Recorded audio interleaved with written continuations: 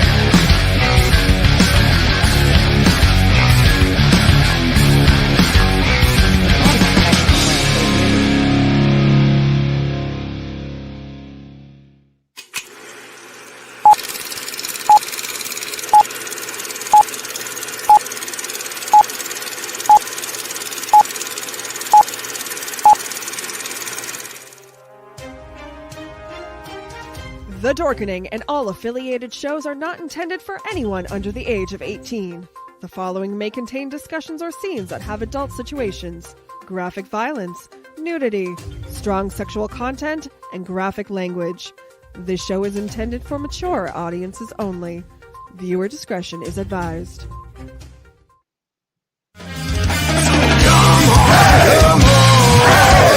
Step it off, break it down and lose it. Come on, follow us to the new revolution. Come on, step it off, break it down and lose it. Come on, follow us to the new revolution.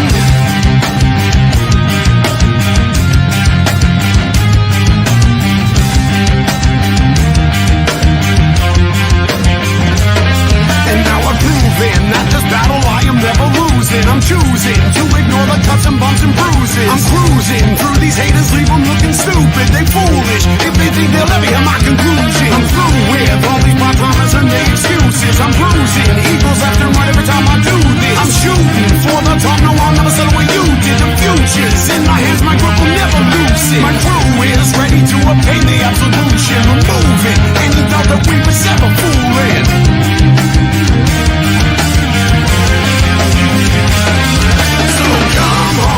Come on, step it off, break it down and lose it. Come on, follow us to the new revolution. Come on, step it off, break it down and lose it. Come on, follow us to the new revolution. shine, my sinners. When Father Evil starts his day, he gets a little deadly. Deadly Grounds coffee has the richest, smoothest flavor you'll find anywhere. Oh, I It's love it. sinfully delicious. Once you go deadly, you never go back. Order yours at getdeadly.com. Coffee's so good, it's scary.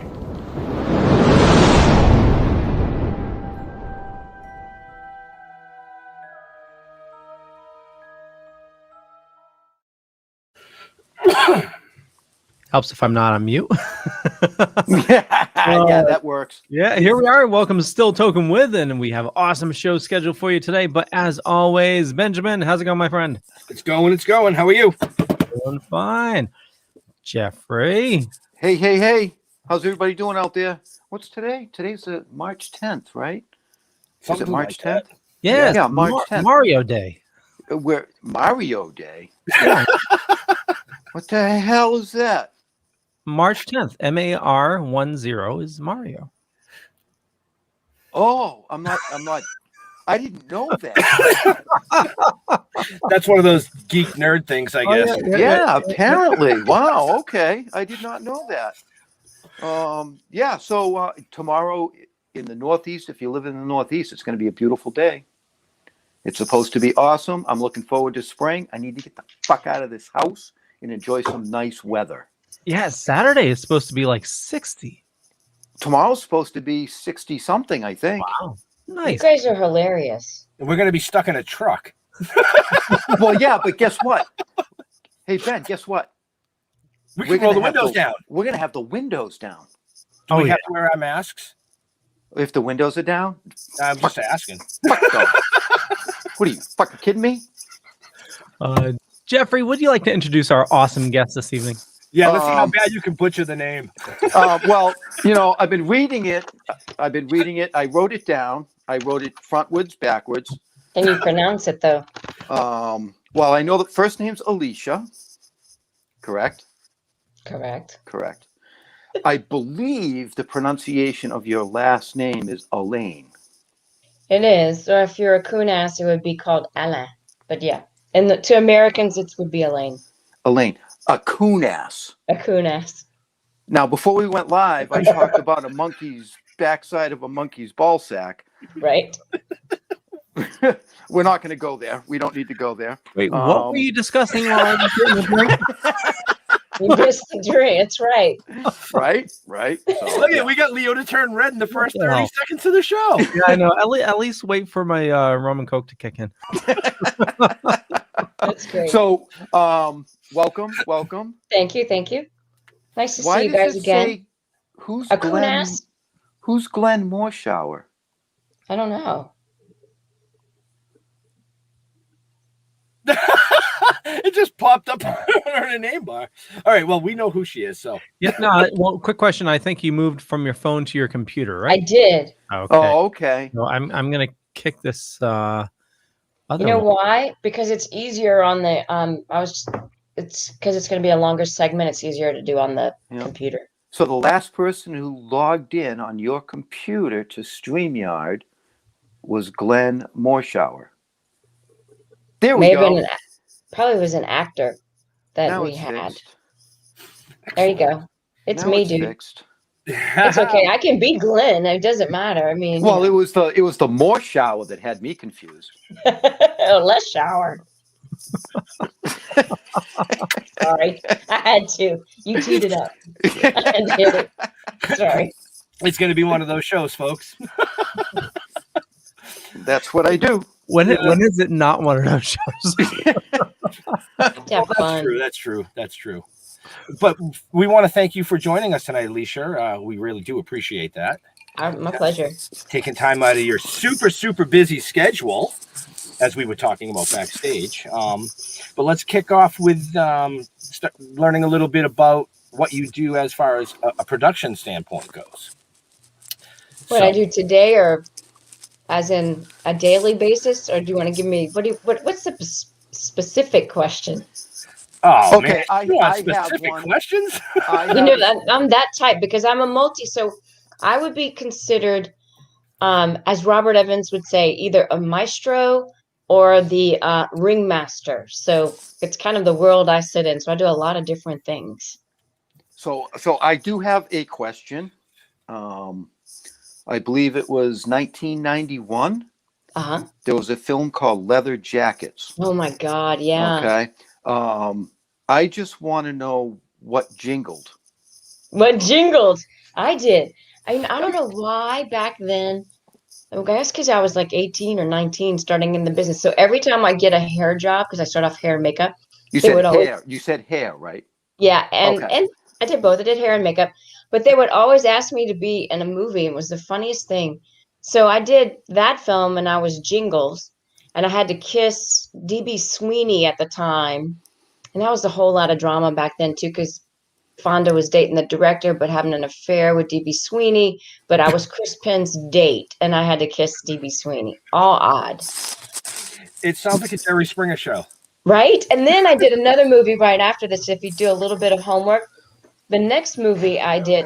Hi, baby. I'm on a TV interview. Are you on an interview too? Hi. We're both Tyler interviewing. was over here. No. I'm on a one-person Zoom call. I'm on an interview too. Great. See ya. Bye. Do you know where Tyler is by any chance? In the camper. In the camper. Okay. I don't know how my screen got. So anyway, that was John Schneider.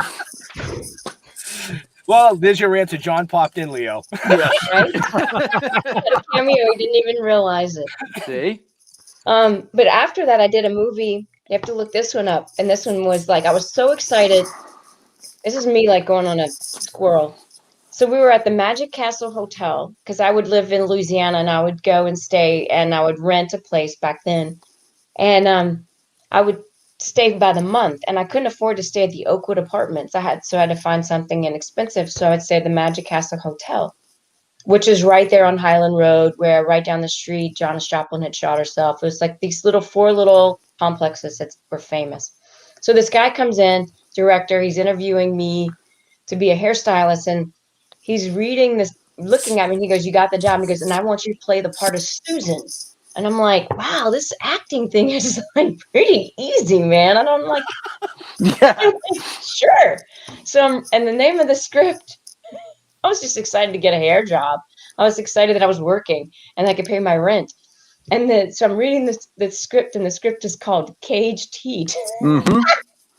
So then I'm reading the script for the part of Susan, and I'm like, I'm so excited. I'm calling my mom and dad, checking in with them. I'm like, yes, I just got a part, and I got a hair and this and that. It's going to shoot in Oklahoma. And dad goes, "Well, what's the part?" I said, "I don't know. It's called, my name's Susan in it. I don't know." So I'm reading the script, and I was like, oh, shit. So anyway, you should rent the movie. I had to kiss a woman named Scary Mary. Caged Heat. Yeah, no, I actually wrote that down. There was a one. And that was the same year in 1991. Wasn't that? Look, I went back in the day. I went from movie to movie to movie. I had an agent. People. It was a small network of people, so the pool was very small, and so everybody did referrals. So I literally would wrap one movie and go on to the next, and I did this for years until I decided to start producing. And I produced my first film in 1993, just because I was arrogant and had worked for a woman named Rafaela De Laurentiis, who I admire and respected, at the ripe old age of 21. And I was in China and this is, long before the internet. Right. And I didn't know who she was. And I was like, wow, if she's 40 and she can do it, I'm 21, I'm going to do it. And little did I know, 2 years later, I was going to produce my first movie. So, but it wasn't because it was given to me. It was because I worked my ass off. Well, that's it. You got to work your ass off. I'm still working my ass off. Right? You have I'm to. enjoying it. I'm just glad it was a hair job. A hair job. There is an article that's a very interesting article that I make a comment in. That's the longest article ever written in Vanity Fair. It's about my ex-husband, and I'm part of it. And I make a comment in it, which you should go read. But anyway, it was written in, if you put down Pat Dollard Vanity Fair 2016, it's still the longest article ever written in Vanity Fair. It's 21 pages long. and I make a comment about a job. Wow. But it wasn't a hair job. Uh-huh. Wow. Right? And it Thank took goodness my 21 grandmother's pages to job. explain that. Mhm. Huh? Now- I'll do that in person. Now I know why we sat at the table with you guys so long. It was just, Right? It was just one-liner after one-liner. That's right too. Yeah. Yep. And can I tell you, that's just kind of how life is. It's like you just go baram baram, and that's if you actually look at life that way, it's just you attract it. So why not embrace it? And Right. yeah. What's next? Wow, we actually got people watching from Sweden. Love cool. Sweden. We have fans from all over, which is great. John has a great fan base and a great following, and now now we're becoming fans together, which is fabulous. Yes, yes. Well, you guys were fans of ours together when we met you. You Yep. know, because your That story was that will cold. That was another place up north that was cold. I don't remember Right. where it was, but it was cold. That was Yeah. at Super Mega Fest in Framingham. Framingham, Massachusetts. Yeah. It was in that hotel, right? Yes. Yeah, the one that looks like a castle. Yeah. Yep. But it was cold. That's all I got to say. And I didn't dress well enough because I was freezing the whole time. It showed. No. There you go. Pretty sure it snowed during that convention. Yes, it did. I think it did. Yes, it did. Yeah, it was cold. Sorry. No, you're not. No, you're not. I mean, yeah. Okay. We do have a question from Lucy, but we'll wait for that one to the second half. Yes. Yes. Okay. I did see that. I saw that. So you were talking about the first film that you produced. Notes from Underground. I had to be serious. You know that, right? So I was uneducated, completely autodidactic, and needed to make a good thumbprint in the industry. And so I, of course, chose my first script that I was going to produce was an adaptation of Dostoevsky's Notes from Underground. So you can't get any more serious than that. You know what I mean? Mm-hmm. And like we cast in it, which became a big actor. 2 of them did. Actually, 3 of them did. John Favreau. And so like John Favreau was in it, and he had just gotten his first little Sun soil car that kind of looked like an MR2. And he was so excited. And then Seth Green was in it, and Henry Cherney was in it, and Cheryl Lee was in it, and a couple of other, Eamon, I can't remember what his last name is now, but all of them went on to be, great actors and directors and mega big shots. And me, I'm still, figuring it out. I think you're doing wonderful. Oh yeah, fun. That's the most important thing. That's right. That's what we talked about earlier. It's all about having fun. You can't take it too serious. No, if it's your art, it has to be your passion, and it has to be. There's a reason why they call us starving artists. Mm-hmm. Sorry. Mm-hmm. That's true. John was very lucky. Not that luck, but like he had a lot of preparation, and he was in at a perfection of time when his skill set was being opportunized. So I had the same sort of thing happen with me, except it wasn't on that sort of mass global level. But I think that all of the educations, because my educations were very lateral. So I went in from hair and makeup, then I went into ADing, I went into line producing, then I went into post-production, and I went into several facets, and then became successful as a producer. And then I decided I wanted to learn how the big boys did it, which is how I ended up at Robert Evans. And that world, I learned an enormous amount from him, and then Sumner, and then Peter Bart, and all these really cool people that I got to spend time with. And I had already been a producer, so it was awesome for me to listen to their stories. And I still pull on a lot of Evans' knowledge today. It's so crazy that some of the stories that a lot of people probably wouldn't have spent time with him listening, and I still pull on some of those stories. Instead of me hitting the brick wall, I might pull back and say, what would Evans do? So remember that, Jeff.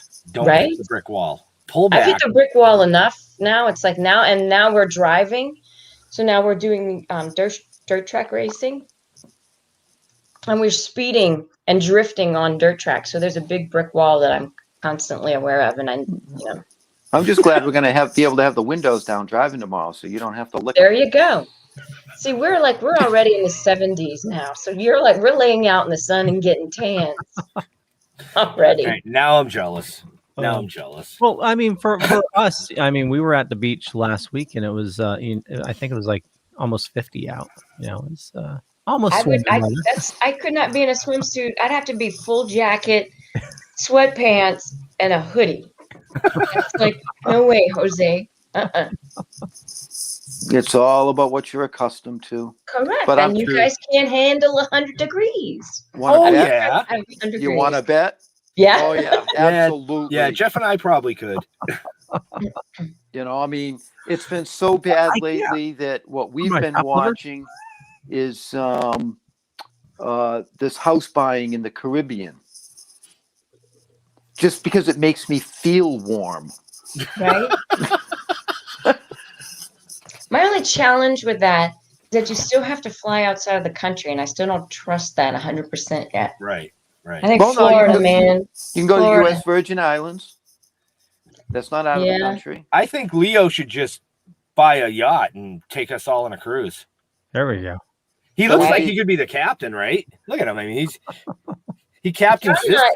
Believe it or not, John and I spent a lot of time just in our RV. We flew the other day with friends to Hawaii, and I looked at him and I said, "There's a reason why we don't fly anymore." I could barely, I wanted to slip my wrist.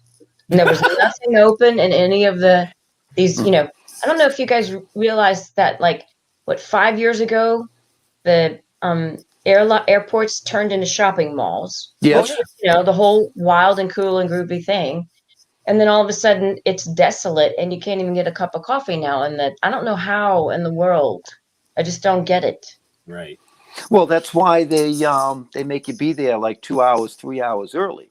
And then they cancel your freaking flight for no reason. They want you to hang around so you can shop at their mall. Yeah, but nothing was open. Everything was COVID scared. Right. That's a whole other diatribe for me. All right. It'd be a great place to shoot a movie, though. Horror movie, right? Yeah, a great horror movie. Exactly. I could see that. Yeah, I could see that. That's there.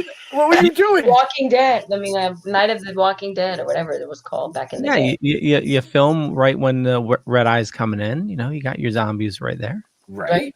Yeah. Wow. Or if it be like that, what was that Stephen King movie with the plane? That was Langoliers. Langoliers, yes. Where they were actually in a different time. Everything was stale.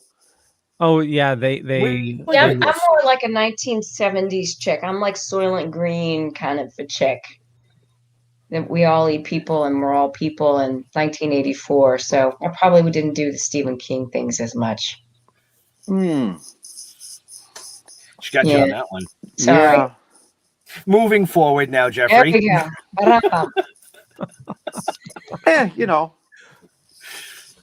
We can go back, creature double feature and all that kind of stuff. Right. I'd like to go forward, though. Okay. I don't like going back.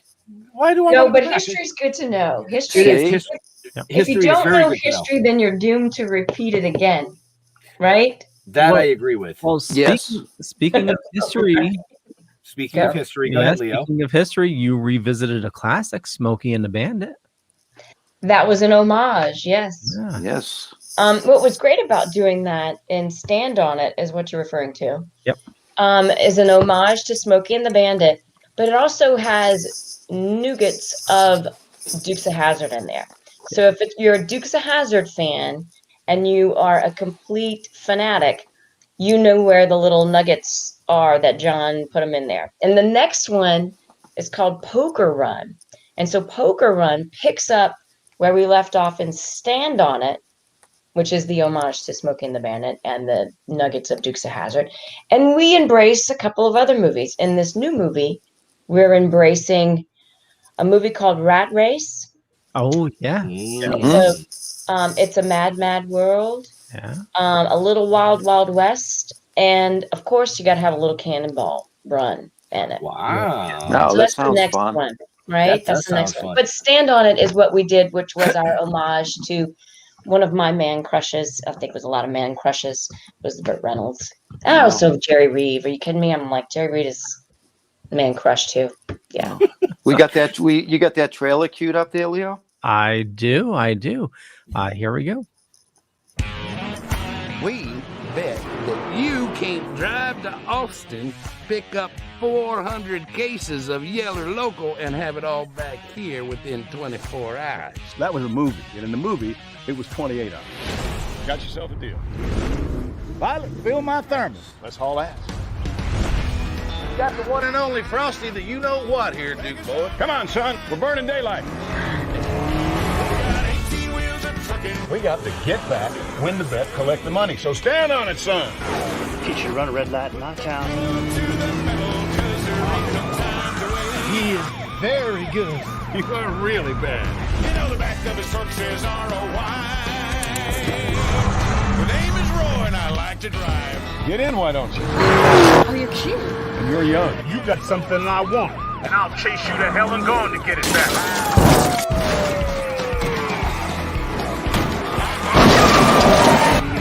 Papa, you're in the wrong lane.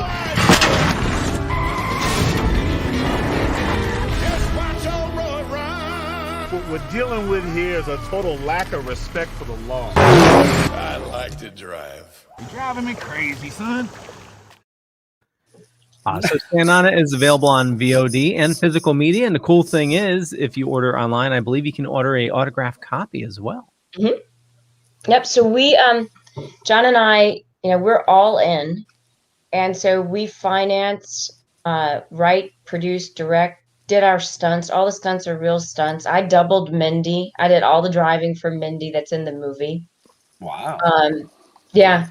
So all like crazy stuff. I actually got to do a hop, which I loved. I got to do like the little 4-foot hop. That's all John would let me do because I couldn't. We only had one car for the whole movie. Right. So all those stunts. And then we actually jumped it at John's extravaganza, Bo's extravaganza.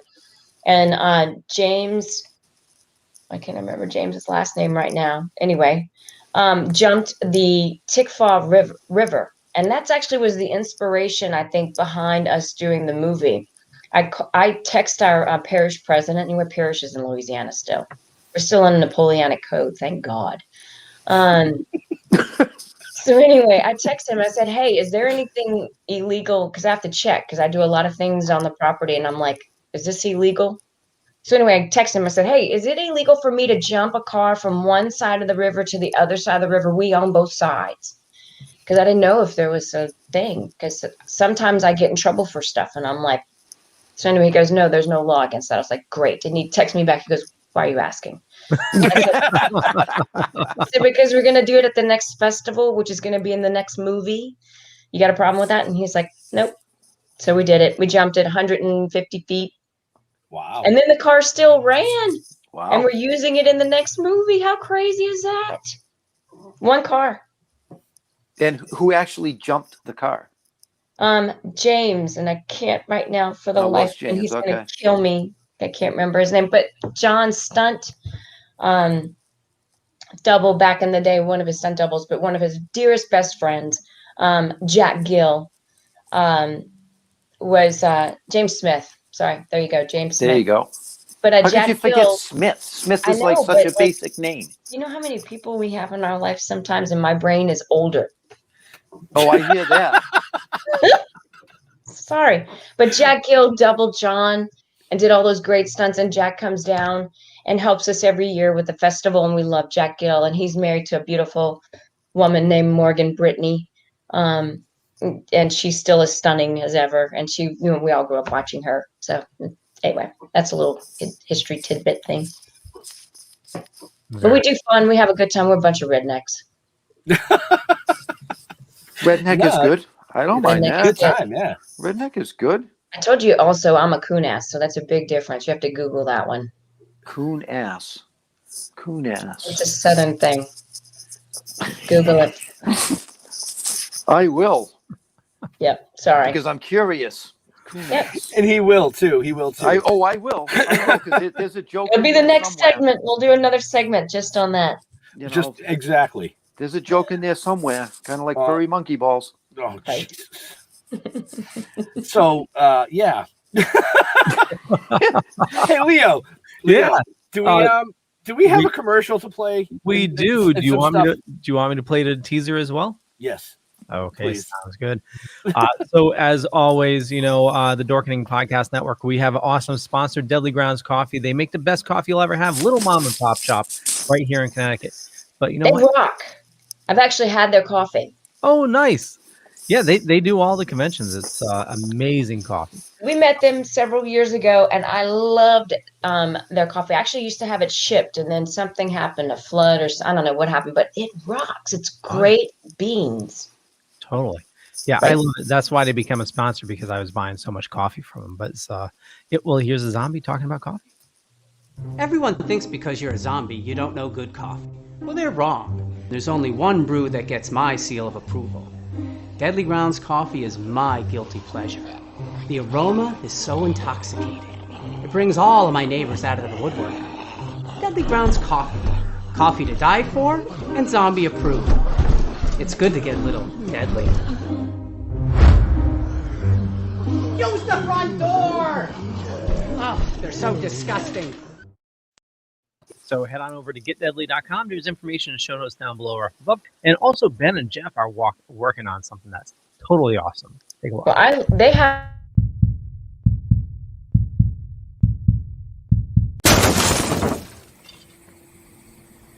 What the fuck are we gonna do now? Get high?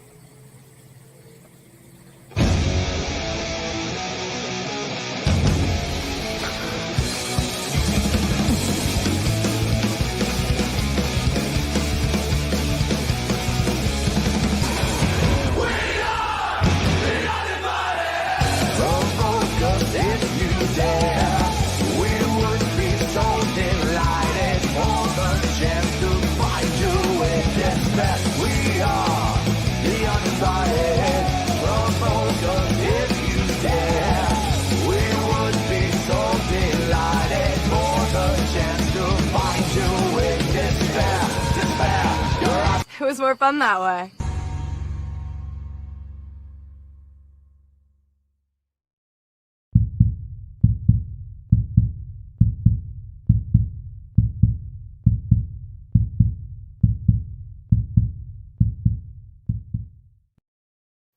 And I'm so sorry. That's great. I didn't mean to cut you off there, Alicia. I was just That going to was say, great. Leo, you cut her. She was in mid-sentence. You were like, boom! There's a delay. I already hit the button. I was just I'm like, giving oh, a good plug for the grounds because they're coffee grounds. Like it left a distinct taste. Like for me, like it's like one of those things. Like I compare cups of coffee to that ground. It's like because there's like chocolate and all the different things going on with that. However they roast it, but they rock. Yeah, It's a good sponsor to have. They rock. Totally. I talked to him about it, and he it's special oils he does during the roasting process. So it's not like, any sugared flavorings or anything like that. It's just, Yeah, you can totally tell. And it's a really good coffee. And I'm a coffee snob because I grew up in Louisiana and we drink coffee starting at the age of 3. Nice. Right. So before we went to commercial, you mentioned coon ass, and then we could have a whole segment. And it appears that a lot of our viewers are already having a segment about this. Coon ass down. So Mark Reddit said coon ass is a term for a person Yes. of Cajun ethnicity. Ethnicity, yes. Yeah. Cajuns use the word in regard to themselves. Correct. And that's how you identify another coon ass, is that you call them a coon ass. And if they're insulted, they're not one. Sorry. And then Darren. Hi, Darren. Yeah, hi, Darren. Actually, Darren is a cancer survivor as well, which we'll get into. He went the Rick Simpson oil. I believe we chatted about that when we originally met you guys. We were chatting about Darren, and Darren actually has become part of our team as well. So we say hi to Darren because he's out there. Well, so I know we can probably kick things off with Lucy's question from earlier. She was asking, what is the protocol you use to heal yourself, and what are you doing for maintenance? Wow. And are you ready for this? Because a long diatribe with this. So, one, I did traditional medicine, but I did not do radiation. I did not do chemo. I did immunology. And when I was diagnosed, I was 3 years into a 5-year terminal, stage 4 metastatic breast cancer, HER2 negative, hormone receptor positive. It was a rare one. And they basically told me that I was going to take a pill and I was going to be on that pill for the rest of my life, kind of like with diabetes, same sort of thing. And I was like, bullshit. Started researching. So the things that I do, and I still do today, I do infrared therapy. So this morning I sat in the infrared booth for probably anywhere from 20 to 30 minutes. I'm keto. So my whole thing was, how do I, obviously I had a break in my system. I don't have a genetic biomarker for cancer. So mine was a freak of nature. I think it was because I had an elective surgery that went awry 5 years ago, and it caused all my blood cells to go to that area, and that's how the cancer cell was ignited. So anyway, I do keto for cancer, bringing up my minerals. So I try to eat magnesium and potassium a lot. D3, so I take 10,000 units of D3 a day, and then I try to at least get in the sun and expose myself 90% to sunlight 3 times a week. Those things are critical. Meditation is a lot, positive thinking, a lot of positive thoughts, because a lot of it is mental. I do feel cancer is a lot of mental, because it will mess with your mind and haunt with you in the middle of the night, and you have to learn how to turn that off and meditate. A lot of prayer, obviously, was the first thing I asked God to not have mercy and have his grace on me, but to get me through it so that I could be a beacon of light to other people. That was the first ask that I had. And then I asked for him to keep me on the road so that I didn't get distracted. CBD, we ended up doing CBD because I fell in love with it so much. And I felt like it was the fertilizer that got my body together to accept the vitamins and the minerals and all of that. I also bring my heart rate up to 150 3 times a week, over 150 for 3 times a week for 30-minute intervals. Some people might do more, but that to me was what I could do. And my thing is the keto for cancer. I mean, cancer feeds on glucose. And the funny thing is that I just had a PET scan yesterday, and I drove all the way to Dallas, Texas to go have a PET scan because my insurance won't pay for a PET scan anymore. And they don't tell you this at the doctor's offices, which I find so interesting. So they tell me they're not going to pay for it, but they'll give me a CT scan. Well, a CT scan is more exposure and more like things like it can't tell you about the bones. It can only tell you about your organs. And it's a lot of things that still mess with your mind. So I'm going to want peace of mind with the PET, right? Mm-hmm. Insurance won't pay because you scroll down in my little chart, and on like page 10, it tells you no known signs of carcinoma. Even though I was diagnosed with stage 4 metastatic cancer that was on the bones, legs, arms, spine, rib cage, and breast. Excuse me, guys. I wish I had water.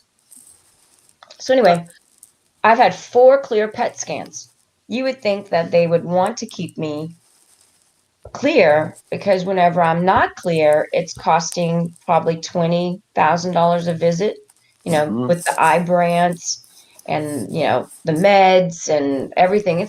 It's a big expensive maintenance thing. You'd think that, if she has no known shown signs of cancer, why wouldn't they pay for a PET scan, right? So you would think that'd be preventative. And a PET scan costs anywhere from $5,000 to $6,000. So I found a friend of a friend, and they were a complete blessing to me. And I went out of pocket yesterday, and I drove all the way to Dallas to take a PET. And I get my results. The only thing is that it's a little slower process than me getting it immediately. But I think eating is a critical thing. I have also done the weird things. Like completely have trust. Let's see. Let's be realistic. You're 3 years into a 5-year terminal cancer. So why not roll some dice, right? So I read like crazy. I did Panicure. don't know if you guys have heard about that. Panicure, Google it. It's kind of like coon ass. Panicure is something that they do for dogs. And I was like, and they were like, well, you do one packet. So I'm reading about Panicure and I'm reading all the research on it. And, my grandfather, when I was a kid, went to the veterinarian because they couldn't afford doctors. He was a Depression era kid. So they went, because they had farm animals, the vet diagnosed them for their stuff, just like, so I grew up in that world. Right. And so I read about this thing called Panicure. Well, they do it for dogs as a dewormer. And I'm like, well, and they said it does for cats. I'm like, what the hell? It can't kill me. I mean, I already got a death sentence. So I did that. And they said, well, only do one packet. And I'm reading about it. And I'm like, well, if you're a 150-pound dog, you got to do 3 packets. Well, at the time I was 150 pounds. So I did 3 packets. And I still intermittently do Panicure, even though I have clear PET scan and I've been off the medicine now for over a year. I still do occasionally my Panicure. I really am intuitive with my body. Mm-hmm. And so if my gut tells me I need to do it, then I do it. And John says I pee in the yard and I don't have fleas. So. Well, okay. Right? But I'm going to say something. You said that you wish you had some water. Yes. That's okay. I'm good. You have your phone. You have your phone. Text John and say, I need water, please. John's at mom and dad's house. I got my dad on keto. So they're actually having keto hamburgers. And as soon as I'm done, I'll go and have a glass of vodka. I switched, I still drink, but I only have vodka. It's the cleanest one. All those stuff I give away. All right. I'm trying to straighten it and get this all straight in my head. All right. We were talking about coon ass. Okay. Keto. And then Panicure. And then you brought in vets. And vodka. Hold on. Then there's this other thing that I did that's it's an extreme amino acid. And I think it was called Extremoplex. I might even have a bottle somewhere. But anyway, it was expensive, but it smelled like urine. And I spoke to the guy that made it. I got, it's great that we're like in the world that we're in because John and I connect quickly with people. So it's like 1 degree of separation for us instead of 6. So I met the scientist that created this Extremoplex. And I was like, gosh, send me a bottle of it. I'll try it. And it's one of those things that, what my goal is to figure out where the break and the DNA went. And then how could I strengthen it?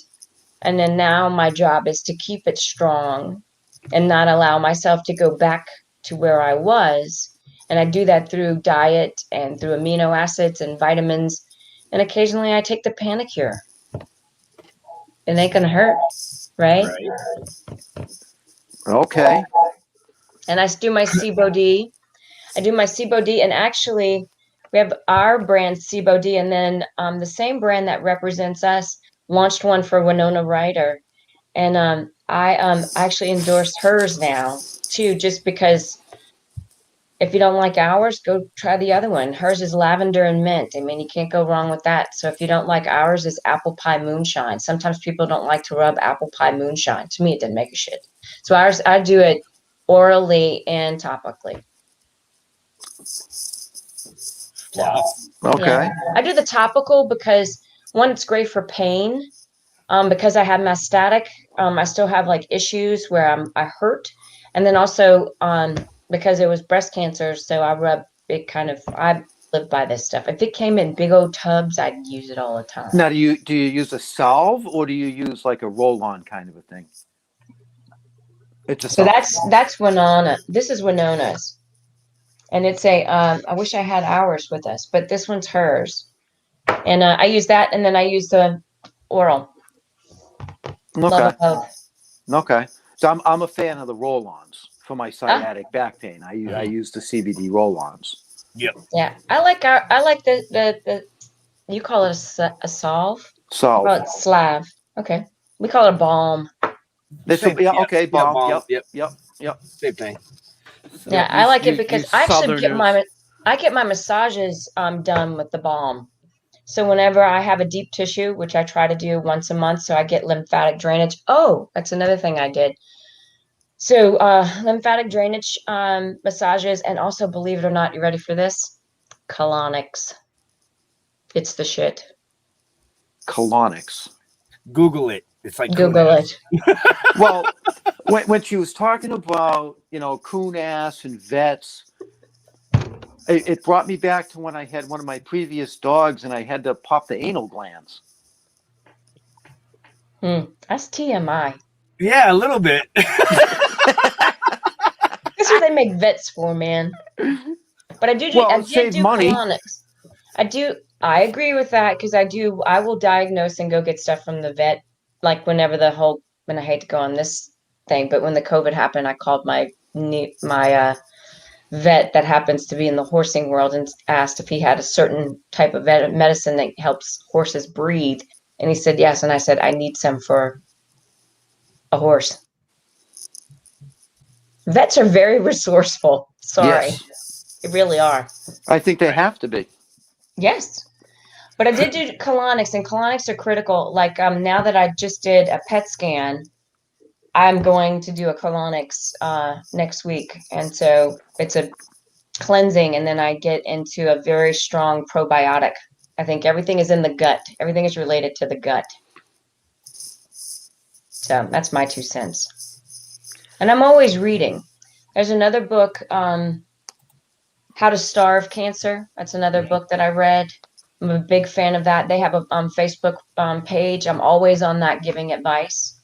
And then Keto for Cancer. Miriam Kaplan, I think is her name. Miriam. Anyway, big Keto for Cancer person. Wow. Yeah, it's crazy what, keto they're finding so many good things about. Dude, I eat less than 23 carbohydrates a day and love life. I eat like a rock star. And I still have my vodka. What the hell? Right? We had a couple questions. Lucy was asking, were you doctors supportive of your alternative therapies? And how about the use of cannabis outside of CBOD? And that's CBOD. You got, remember my husband's it's Bo Duke, so we have to use the pun.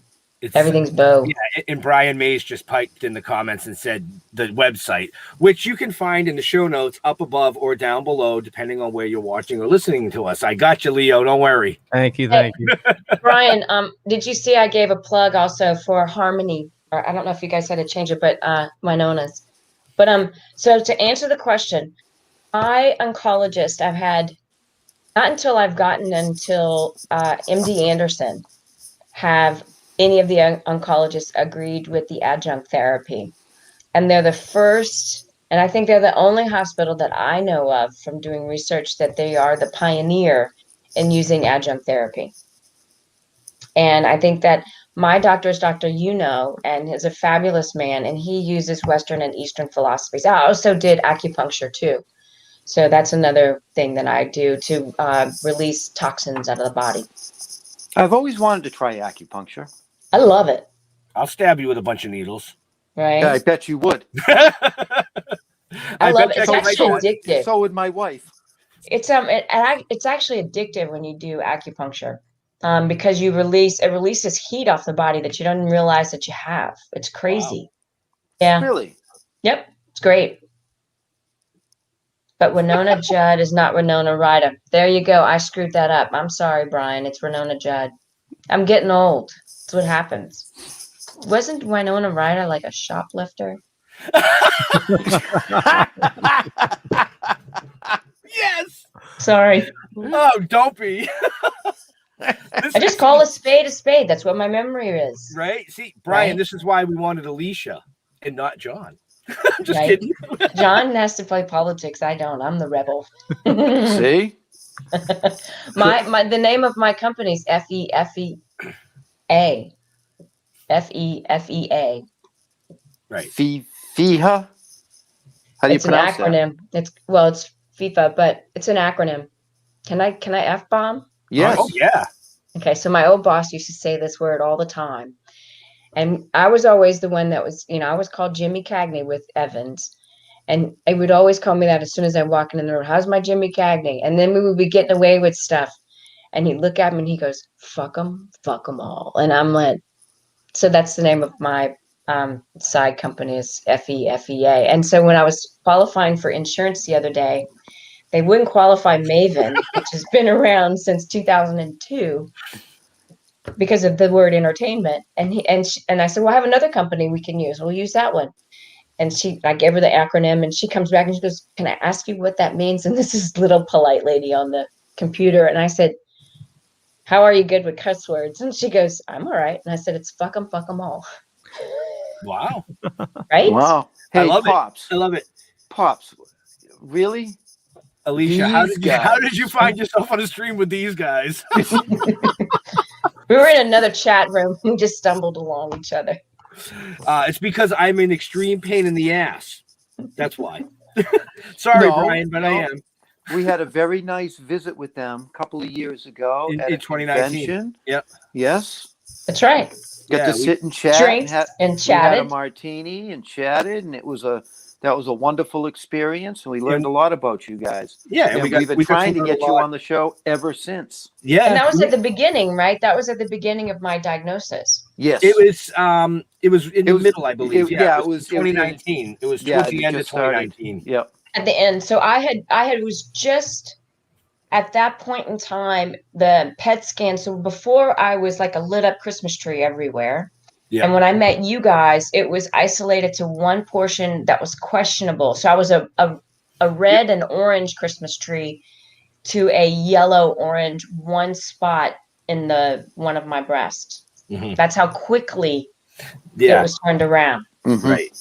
Yeah, and it was actually the comic book that Jeff and I write that got this whole thing sparked with the conversation because we went up to John, showed him the book, and then he mentioned you, and we were like, we'd love to chat, and and then we got to sit and chat, which was really really cool. And we had a good dinner. We did well. We opted to leave for dinner. We let you guys have your private time for that. But I caught a lot of flack when I got home for that. My wife was. Really? I'm like, sorry. Should have come and hung out at work. Right. And my wife was like, who? She's obviously young. No, she's actually a little older than I am. Yeah. That was joking. But she then what was she? Reclusive? Because the show is international. Yes, she knows the show, but she doesn't know actor names. Actor names. Yeah. So that makes sense. It meant nothing until I said the show. Right. And then she goes, I had him on I went to school with him. He was on my wall. Was that maybe? Sorry, guys. You got to have fun, right? Absolutely. But there were a couple more questions in here. So Leo, let's pull those out real quick. Yep. Lucy wanted to know, how did you discover your cancer to begin with? I had a botched surgery. That was a breast surgery. And in 2015 and was still under care from the plastic surgeon. And then something appeared on my skin that was atypical. And that was what prompted me to go to the dermatologist. And that's how I was diagnosed. Wow. And it was rampant at that point in time. And I was like, there's no way I'm 3 years into a 5-year terminal cancer. I feel bad, but I wasn't like, now I feel like a rock star. Back then I didn't realize. I look at pictures and I was like, yeah, sick. I didn't realize. You could see it in my face. I was a lot of fluid. Right. That was that. So, there was one even further back than that, Leo, from the same person. She asked, you really do colonics. Was that before you were clear or as part of your maintenance? Actually, believe it or not, I did colonics before I was diagnosed with cancer. I just didn't do it as much. I knew something was going on with my body. And, being from LA, that part of LA, it's just one of those hippie things that you would go do. Now it's part of my maintenance. And for me, my opinion is that if you are on chemo or you're doing extreme stuff, you have to get it out of your guts. And colonics to me is the easiest way to do that. And it's also the safest way, especially if you have somebody that really knows what they're a good technician. and then go back with it with probiotics. So yeah, that's a big one for me.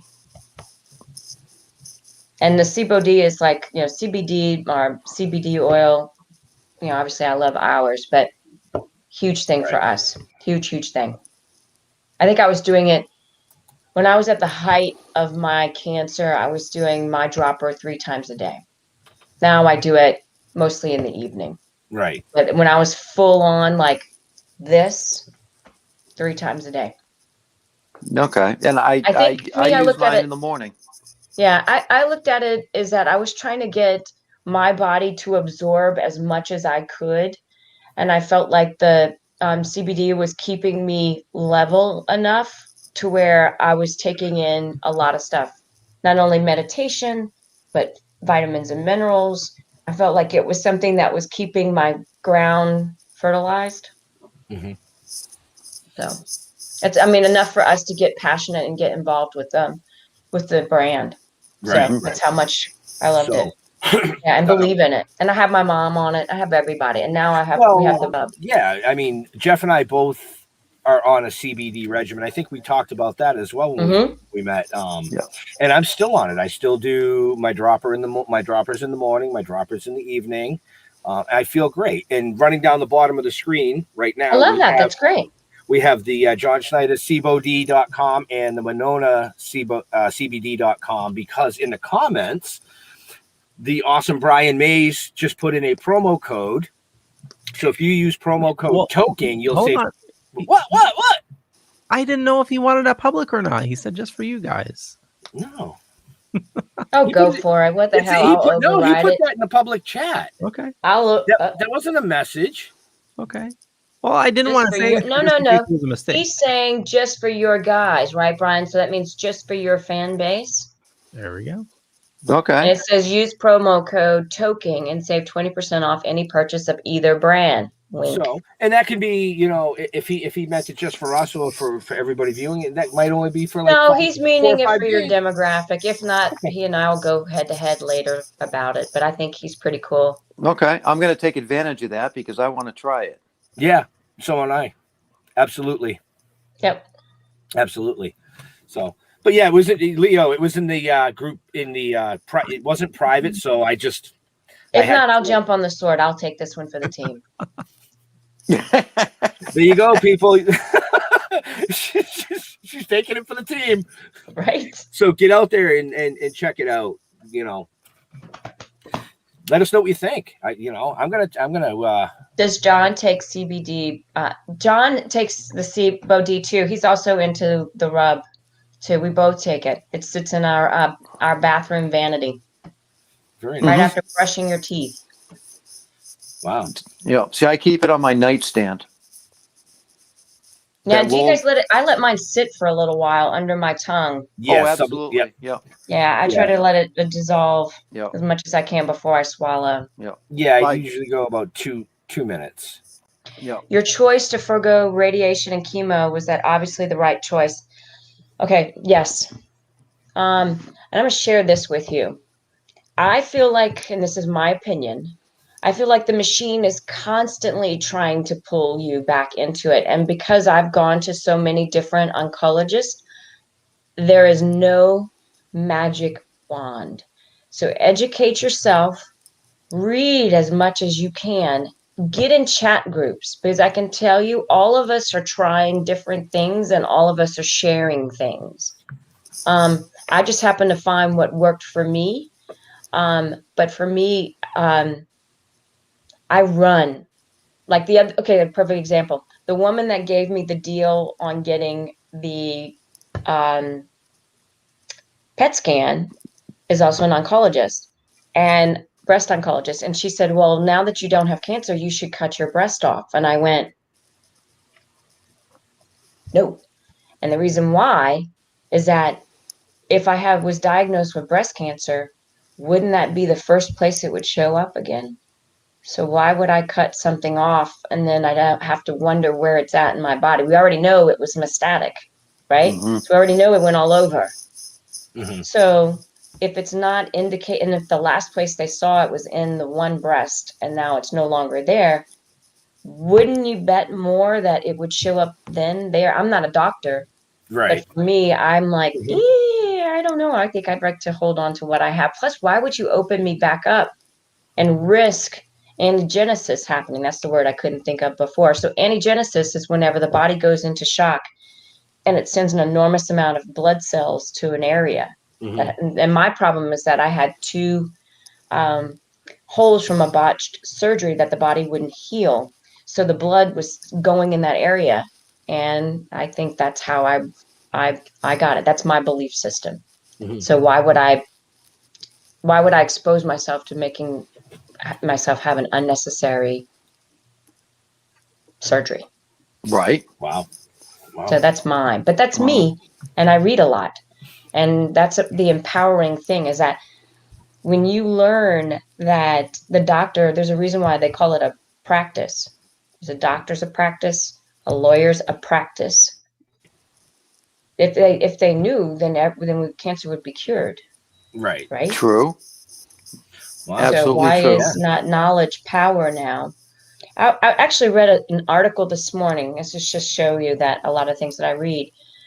My article that I read, that Darwin had an approach to cancer which is very similar to what keto and starving cancer is now. And if you go back and read the Darwin experience with cabbage and pesticides, and they believe that instead of a little bit of killing something, instead of having pesticides all the time, they would have enough of the type of bugs to eat it, and then they would take out the herd of the bad bugs. And the same thing, but what I feel with cancer is that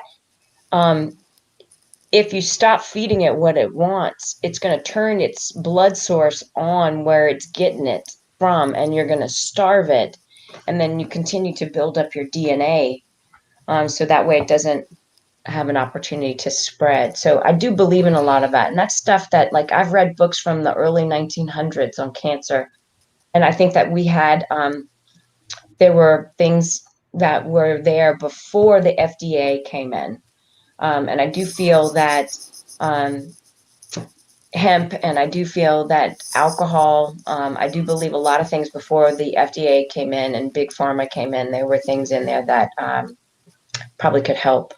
I was just going to say that, I think that not cure-wise, but I think there's a lot of stuff out there to help people that are dealing with cancer that is not being known or told to the public. Correct. Okay. It's a business. And it's a business. It's your big farms.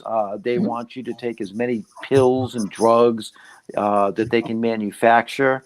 And I think it's, I just personally believe it's a big goddamn game. You know what I mean? Well, I think we pay the price for that. I agree 100% with you. I think that if you go back and look too at things, the federal government, before we went into prohibition, wasn't making money on alcohol, and it wasn't making money on hemp or cannabis. You know what I mean? And so then Big Pharma comes in, and then that wasn't regulated. So that's what the pharmaceutical company has to be in check with, is the FDA.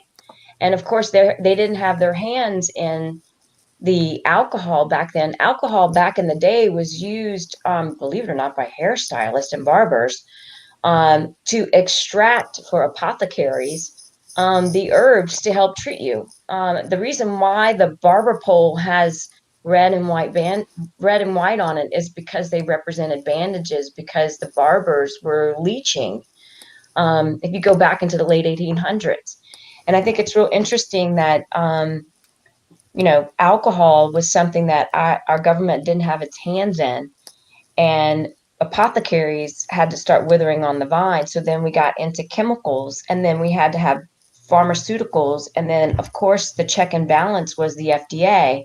Mm-hmm. And as long as those two were making money, everybody was happy, and yet the people, we haven't raised the standard of care since, in my opinion, since the 1940s, 1950s. Standard of care has not been raised. And that was one of the things that I was hoping that the president was something that we were going to get to do in the second administration. And I think that still today, the standard of care needs to be raised. Me being rejected to have a PET scan, when you have technology there and I pay health insurance, why shouldn't I have a way? And I just found out this thing. This is a company that I'm actually wanting to get involved with. It's called Thermoscan. And Thermoscan, they're using it for crowdsourcing to tell if people have temperatures, but they can also use Thermoscan to tell if the body has disease. And it's infrared technology. And infrared is what I use as a daily thing to sit in a sauna, because I read about that 15 years ago. And yet you don't hear about that. And none of the doctors talk about any of the adjunct therapy. Right. The only one was MD Anderson. And I love that MD Anderson has put the X on cancer. It's now, instead of saying MD Answer Cancer Hospital, it says MD Answer cross out Cancer Hospital. And I just think that they are ahead of us by light years as far as raising the standard of care and using adjunctive therapy. Right. Well, people are starting to wake up. People are starting to catch up. Well, thank goodness we have the internet, and thank goodness we have shows that people can tune in now and can be shared. And there's search engine words that can click in. Yeah, but even that in today's world is starting to be monitored and shut down. True, but you have to get smart. My biggest thing, and I'll say this going through the pandemic and the election, and we were one of the pages that did not get shut down, and we are definitely rebels, is that if you realize it's a tool, then use the tool by its rules. And that's what Evans used to always tell me, is that know the rules going in and then use the rules for your advantage. And I think that being smart is the way to do things. So the search engines, you can use it for a way. So I do think that it's proactive. You just have to be very smart. Right. I agree with that. This show is running live right now, but once the show is done, certain keywords will bring you to one of 9 platforms where this will be housed, including IMDb and our website. So exactly, using the tools properly, right, to get your messages out. Correct. Lucy's asking, how long will you need to continue to get PET scans? Well, honestly, right now I'm going to do it yearly, depending on how this PET comes out. And I feel like my PET's going to be clear. I'll do it yearly, but the more I'm researching this thermal company, I may switch over to that. And I'm going to, my next phone call will be in the next couple of days, is the owner from that company. And I wanted him to do a full body scan on me just after I got a PET. So I could take a PET and I can take the thermal and see where my body is, and then kind of make the decision on how to manage. Because with a PET, which I think is real interesting, and Google this, with a PET, they say that they have to order radioactive glucose. And I'm thinking to myself, radioactive glucose. And I'm going to call a card called bullshit. Sorry. No, don't be. We ran the 18 plus at the beginning of the show. So good. So for me, I mean, I like believe it's glucose. Absolutely. Because we know that cancer feeds and disease feeds on glucose. So if the big machine knows that it feeds on glucose, and now they term it as radioactive, but yet the guy that's injecting it in me does not have lead on, he's not wearing a suit, and just because they put it in a little radioactive jar when it's done, I'm laying a card down called bullshit. Sorry. I think that what they're injecting me with is glucose. And it's probably kind of like my buddy that has the amino acids. He has a trademark on his type of amino acids, so he can't tell you what it is. And I'm sure that the glucose is the same way. And they may term it as radioactive. I'm not a doctor, but I'm also not an idiot. That if there's a little thing that says radioactive in the room, wouldn't that be behind something that's lead? Maybe. Right. Right. So this may be an odd. I like the eye thing. That was great. Sorry. I mean, what am I, a numbnut? this might be an odd question, but what do you think of dogs as far as cancer sniffing and disease sniffing and being able to, detect that kind of abnormality in a human body? I think that dogs are very intuitive.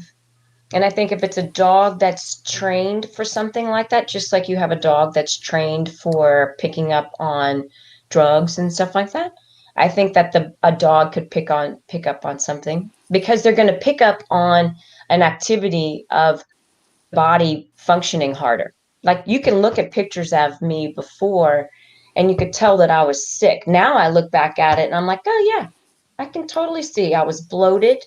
I was redder because my body was having to work harder. Right. Now it's like, Okay, I was just curious because I would say I would go with that. Because I saw a thing and then I had to look it up. But they're talking about using dogs to sniff COVID. Oh, I'm gonna let Carr call bullshit on that one too, but that's me in my opinion. You did that. That was a perfect setup on that one, Jeff. I like that. See that? You like that? Yeah, I do. Look at Sorry, and I do believe the COVID, but no, sorry. And I've had a lot of friends that have passed away, but I'm also no. Yeah, see how I worked right into that one? Yeah. Yeah. Sorry. He just wanted you to throw another card on bullshit. Yep. Look, Absolutely. that I am definitely that person. Mm-hmm. And I might get beat up for things like that. But for me, I can only speak from my experience and my belief system. There's also a reason why I choose not to take, and if we want to go down that rabbit hole, not to take the vaccine. Right. So that's my choice. Right.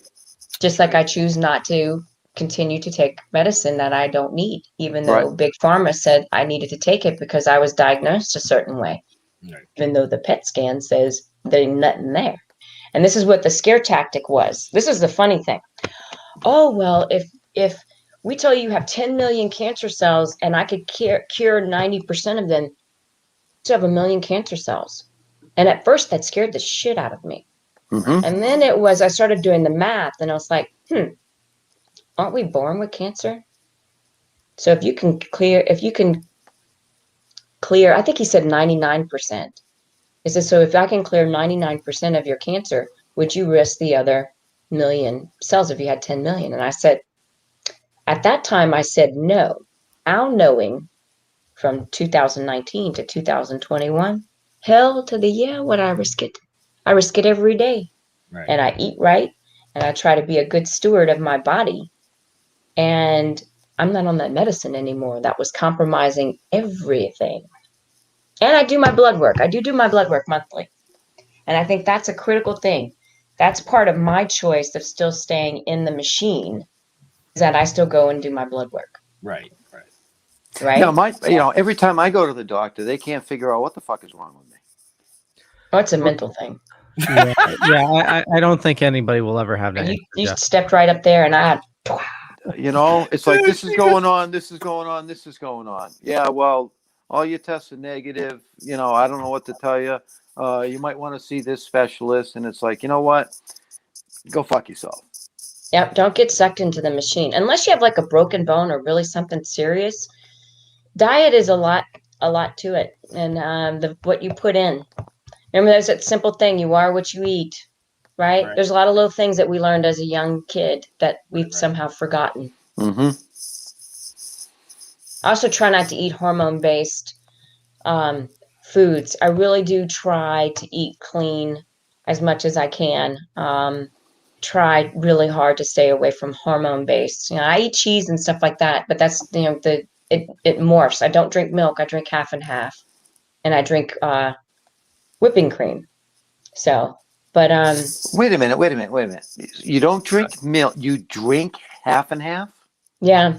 So half and half doesn't turn into sugar, neither does whipping cream. Really? But milk turns into sugar because it's been homogenized, and the body breaks it down differently. So drinking milk is just like drinking sugar. So you may as well just drink condensed milk. It's better. Now, what about like low fat or skim milk? Nope. Really? half and half. She told you like it is. It's half and half. Half and half. Actually, whipping cream's the first, and then half and half. So when I eat my cereal, which is keto, and when I tell you I eat the best, I even have cookies. I have all kinds of great things. But yeah, I have half and half. I eat half and half. I have my cappuccino with half and half. So I can have half and half with my Cheerios. Yes. Really? Not Cheerios though. They are not Cheerios. It's got to be. I can send you tons of stuff. So Catalina Crunch. I was just one of my. That, yeah. Yeah, that's a great go-to. There's also another one that tastes just like Trix, and I can't remember the name of it right now. But I have a ton of foods that I eat. If y'all even wanted to do one day of like what Alicia eats, and I'll put a whole table together and like do a whole hour segment on all the great things. I would love that. I would absolutely love that. We definitely should. We should do that. You know what I mean? Because there's a lot of stuff that like trial and error, and then you could have people ask questions. Because trust me, I've eaten it.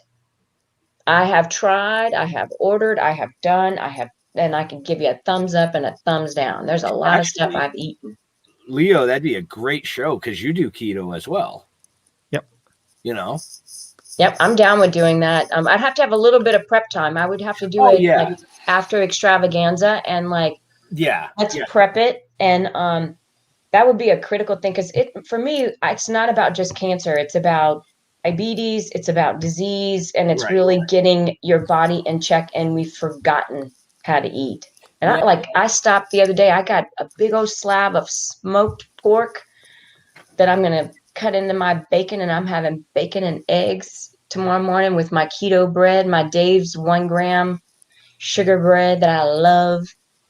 Eat a sandwich with every day. Today I had, John and our snack today was we ate Dave's bread with egg salad. So I ate egg salad. I mean, how cool is that? Right? That's keto, man. And then tonight I'm going to eat hamburgers with mom and dad. And we're doing keto hamburgers, which are real ground meat hamburgers. If we ever let you get off, right? Right. No, that definitely sounds like a great show. I have your contact info. Do you want me to go through Brian for that, or do you want me to contact you for that show? Yeah, you can do that. What about tequila or red wine? Step away from the wine. One, I'll give you this insight. Yes, we can do that through Brian, or you can just text me. It doesn't matter. Okay. I'm going to give this to you guys, and this is one thing I want you to think about. Wine today is not what wine was back in the day. Wine today has sugar added to it. Mm-hmm. And unless you're drinking a bottle that's a $50 or $60 or $100 bottle of wine, 10 to 1, it has sugar added to it. The body still breaks it down as it was sugar. So you want to drink cleaner alcohol. And I try to stay away from potato-based alcohol and anything that's a sugar-based alcohol. So I drink a vodka. So I drink a wheat, which is usually a Russian style. Excuse me, a Russian style vodka. But tequila would be my second choice because the body doesn't break it down. So vodka's your first, and then tequila would be your second. But make sure it's a really high-grade one. Where does whiskey sit? Whiskey does break down into a sugar too, but you're better to drink it straight and with nothing, like just on the rocks. Okay, me and Bill are good then, Ben. Yeah, you guys but blended whiskeys you have to watch. And rum, a high-end rum is great, but rum, as it gets diluted or as things get blended, they add sugar to it. So your flavored whiskeys, negative. Right. Flavored vodkas, negative. You have to drink the pure thing. Own up, man. Be a cowboy. Get up there. Look, I like when I go to the bar and they ask me, what do you drink? I'm like, I like a double Belvedere on the rocks short on ice. And they're like, you want a lime? I said, why would I mess up the vodka? The vodka tastes good. Why do you want to mess anything up with? Right. Now, see, I'm a vodka fan. I'm a martini fan. Yeah, and I do like a skanky martini, though. Skanky? I was waiting. Just took you a minute. And then I tell the bartender, they're like, skanky? What's skanky? And I'm like, you ever seen the Mississippi River? That's what skanky is. I mean, vodka straight up on the rocks. Vodka on the rocks is what I typically drink. Short, double. You know, sometimes I'll mix a little fruit juice. No, that's bad. Juice because it's sugar. My God, you got to get reschooled. You know what? I think you need to give him an Will you education school me? before. I want you to school me. There are some Facebook pages out there that I'm part of that I love chatting with keto and cancer and stuff like that and trying to be a mentor. Yeah. Like, walk away from the sugar. Okay. Run. I can promise you this. Whatever you're eating, sugar feeds on. Okay, I'll give you this tidbit. So 100 years ago, guess how much an average person, not obese, an average person ate in sugar a year? Take a guess. How many pounds? 2.3. 5 pounds. I was halfway there. Right? But nearly there.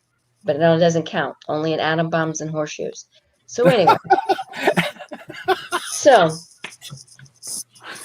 anyway, 5 pounds a year is what an average person ate. 100 years later, guess what an average non-obese person eats a year? I'm going to say probably about 30 or 40. Anybody else? 70. No, I'm not even. No, I see how you're whipping on those two. I'm going to be. Remember the show The Price is Right? Did Leo, you're only halfway there. It's 150 pounds. That's really? 150 pounds of sugar that an average person eats today. And that's the problem. Okay, now here's a question for you. My battery's almost dead. But here's a question. That means his dinner's done. No, I'm at 8%. No, I mean your dinner's done. Well, yeah, probably. Spit it out, Jeffrey. So you didn't say, no fruit juice, like the vodka with the fruit juice. Okay.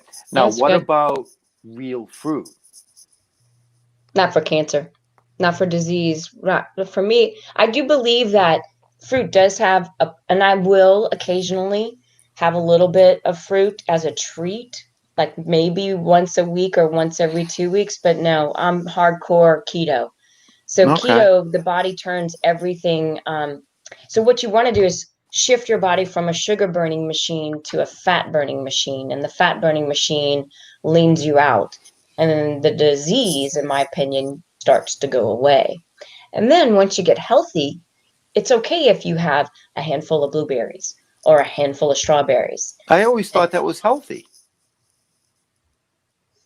I got to eat more fat? Yes. It's opposite of what you think. Really? What you've been taught. Wait till I go downstairs and I tell my wife no more skim or low-fat milk, only Yeah, it's half and half horrible. and heavy cream. Half and half only.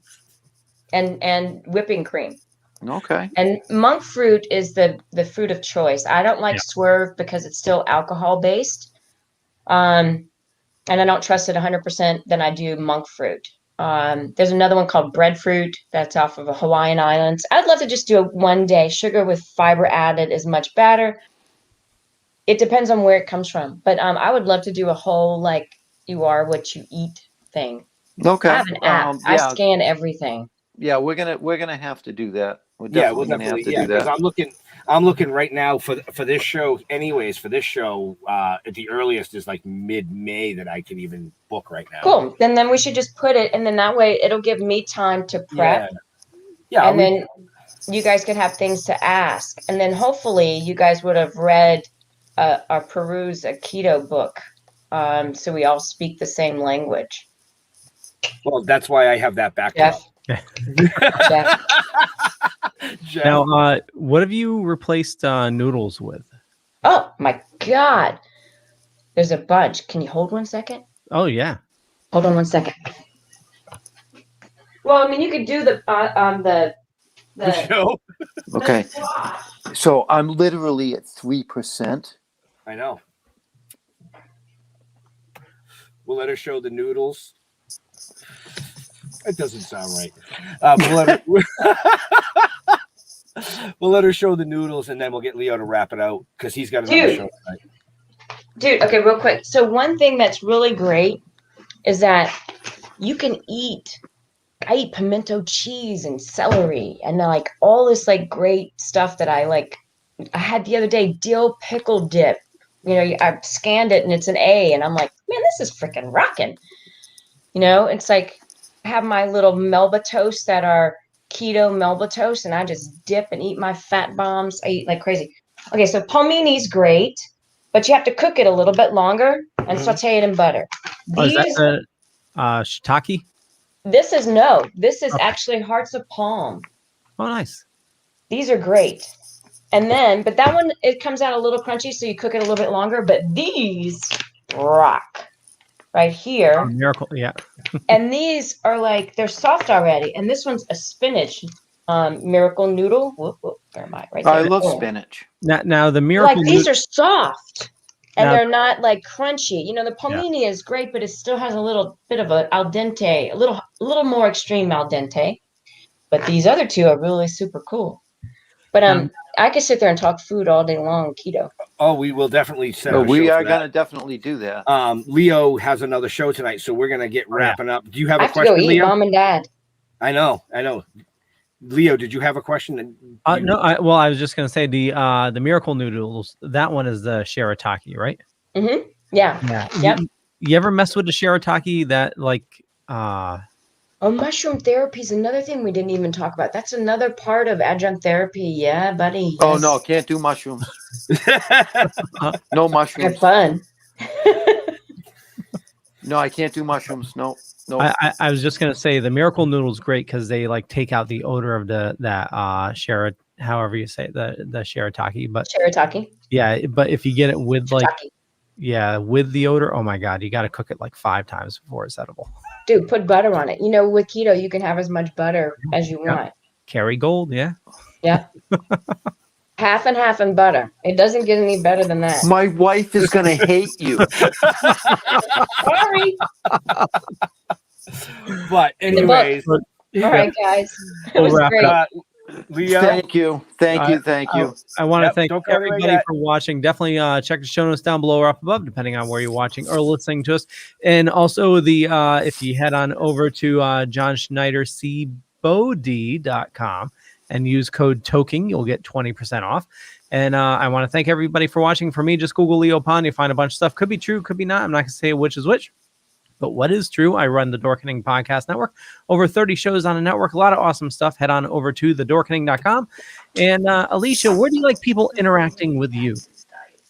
John Schneider Studios is the best place. John has an app that's for free at the App Store. If you download that down under John Schneider, or go to johnschneiderstudios.com. It has our movies, our music. We're independent guys. So guess what? We rely on our fans to help support us and all of our content that we do. So the money that you guys spend with us gets pushed into our content. So can't get any better than that. And I own anything that I say. How about that? Awesome. Jeffrey. Don't ever Google me. You don't want to ever Google me. No, you don't. Because most of it might be true, but I'm not going to say. You know. Thank you, Alicia. That was awesome. It was inspiring. And I look forward to the next one with the food and the cooking and the stuff that's healthy to eat. I'm so excited. Yeah, no, I'm looking forward to that. That's going to be incredible. Absolutely incredible. And you can find us on stilltoking.com, Talking with the Dead on Facebook. Just look us up. Just don't Google me. You don't want to Google me. Oh yes, thank you, Alicia, for coming on, sharing your story. It was great. I laughed a lot. That's what I wanted to do. We had fun. Right. You know, as Jeff said, stilltoking.com for us. There's a lot of stuff on there you can check out, from the comics to the merchandise to the filming to these great shows that we have now. And our great producer over there, the eye candy. I think he was on that side. But anyways, there he is. They're over there. To all our veterans and first responders, we want to thank you for doing what you do every day so people like us can come up here and do what we do every day. We'll see you next week. We're out of here. Stay safe. Peace. Bye, guys. Have a great week. You too.